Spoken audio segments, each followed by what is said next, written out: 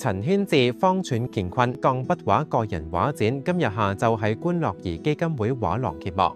展覽呈現藝術家陳軒志喺2017年至2025年間遊歷並銘記嘅風景名勝為靈感所創作嘅245件佳作，展期至到7月5日。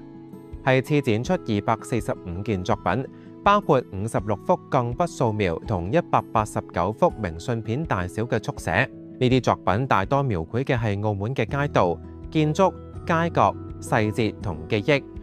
同時亦都展現咗成都、佛山、斗門、哈爾濱、北京、台灣以及日本、德國、瑞士、法國、西班牙同葡萄牙嘅風景，匯集咗陳軒志近年嚟對所到之處嘅視覺同情感印記。陳軒志表示，方寸指畫作尺寸小，乾坤寓意內容豐富多變。咁整個嘅畫展叫做方寸乾坤啦。咁方寸乾坤，方寸嘅意思就係我啲畫作全部都好細微嘅，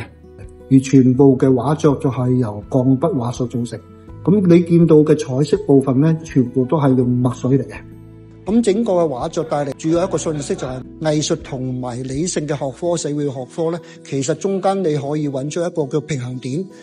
大家都有共融性、共通性嘅。喺唔超逾明信片尺寸嘅畫紙上勾勒出富立體感嘅視覺世界，以小見大，喺有限嘅紙面以線條同色彩交織出令人神往嘅無限空間，